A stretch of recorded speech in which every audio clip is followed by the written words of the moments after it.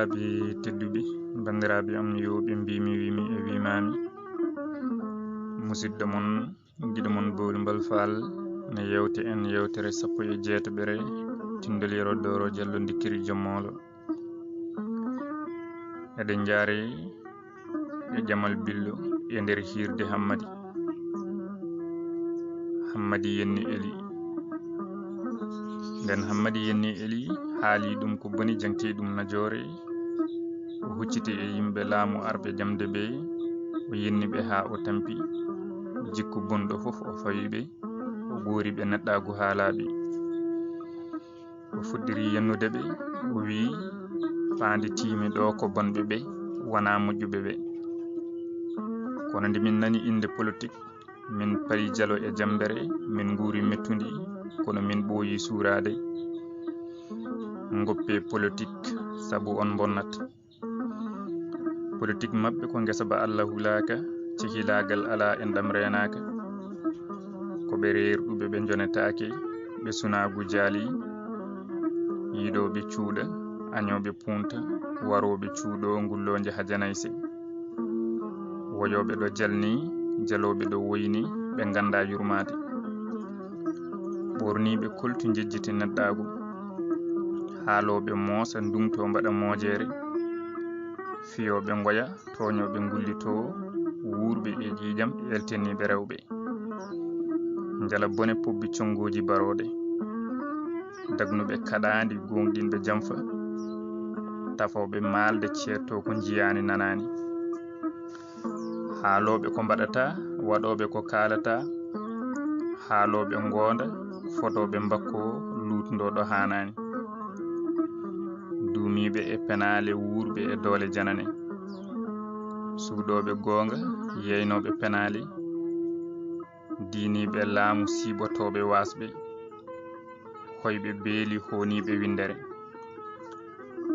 waroɓe yiɗɓe sehilintoɓe añɓe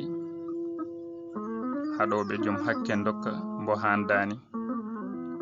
ɗawoɓe e yenge jeɗa e sadak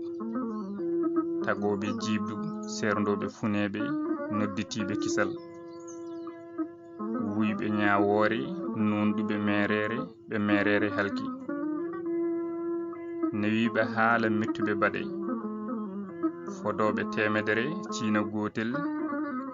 sehil yimɓe fof wona sehil hay goto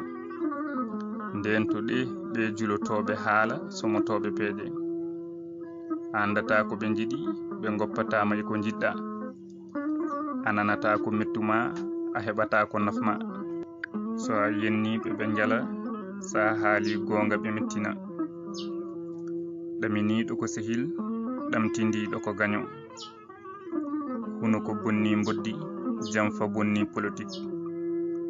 ɓe lenni laabi ɓe ndewi e lappi bedde fof e jabbal neɗɗo fof e yeeso so ɓe jiiɗi ɓe urnotira so ɓe gondi ɓe ɗurnotira so ɓe ceerta ɓe jungdino so ɓe cohli ɓe cujja so ɓe cooyi ɓe candonira ɓe jikkuji doombi ngatoji ina gutta so ɓe puɗotiri polɗo ko gorko poolaɗo ko puyɗo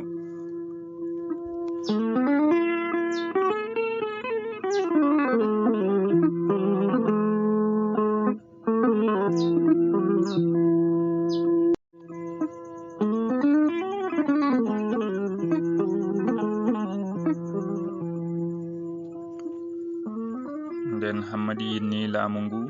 yimɓe ɓe belti ngulli luuki poɓɓi ina beddo gude e kufnaji ɓe belti ha ɓurti ɗo Hammadi felliti yennude ɓe kamɓe lamɓe ɓe e inde mabɓe ko yiɗi fof wona ko ɗo o fonno fusirde hirde nde kono o ɓeydi o wi min jiɗa laamu koli min gona cefel beyi sarde beyrona laamu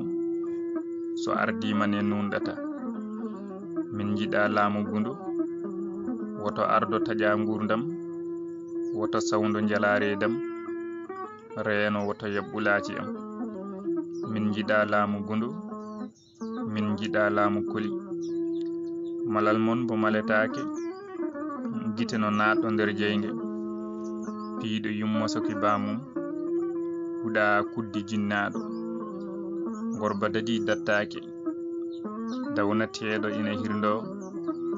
lewru maayi yoɓetake, mbiye bonɗo yo tuub, so jaaƴe dawi woto jaaƴo, waɗa lamɗo jangani, ɗawa jiiɗe kamenanɗe, raaɓi yimɓe ñabbuli, donɗo joote tawi joote, ñaawirowo njeenaji,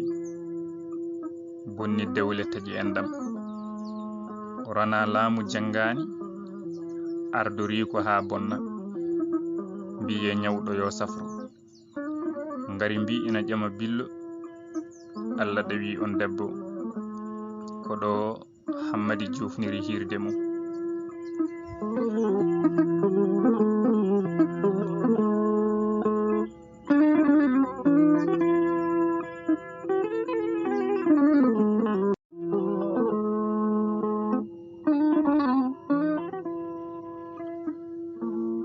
Nden Hammadi yenni laamu ngu e nder hirde he,